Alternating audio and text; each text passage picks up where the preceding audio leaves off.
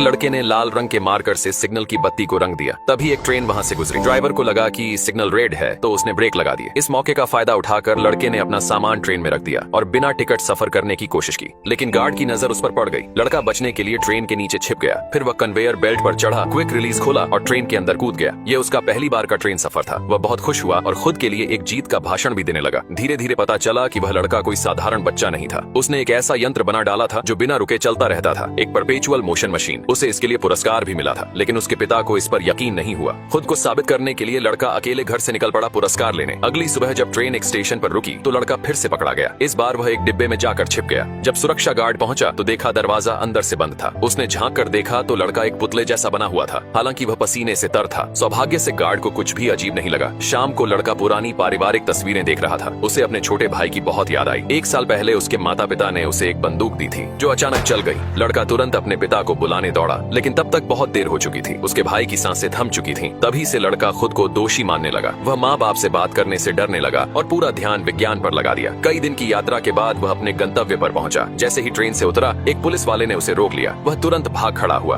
भागते हुए वह एक टूटी हुई पुलिया तक पहुंचा। पुलिस को लगा अब वह नहीं बच पाएगा, लेकिन लड़के ने छलांग लगाकर दूसरी ओर पहुंच गया। वह सुरक्षित था। आखिरकार वह स्मिथ अकेडमी पहुंचा। वहां एक छोटे बच्चे को देखकर मुस्कुराया। डीन को यकीन नहीं हुआ कि यही पुरस्कार विजेता है। उन्होंने उसका एक मानसिक परीक्षण कराया। उसकी बुद्धिमत्ता का स्तर आइंस्टाइन से भी अधिक निकला। पुरस्कार मंच पर लड़के ने अपने भाई की मृत्यु का जिक्र किया और दिल से माफी मांगी, ये आशा करते हुए कि माता पिता उसे क्षमा कर दें। लड़के की हिम्मत देखकर सबने तालियां बजाईं और उसका इंटरव्यू लिया गया। उसी दौरान उसकी माँ वहां पहुंच गई। लड़के ने फिर माफी मांगी, लेकिन माँ ने उसे दोष नहीं दिया। उन्होंने कहा यह सब एक हादसा था। माँ ने उसे गले से लगा लिया और घर ले जाने लगी। लेकिन एक टीवी रिपोर्टर ने शो की टीआरपी बढ़ाने के लिए शूटिंग जारी रखी। तब लड़के के पापा ने गुस्से में आकर उस रिपोर्टर को मुक्का जड़ दिया। आखिरकार पिता ने बेटे को अपनी पीठ पर उठाया और उसे घर लेकर चले गए।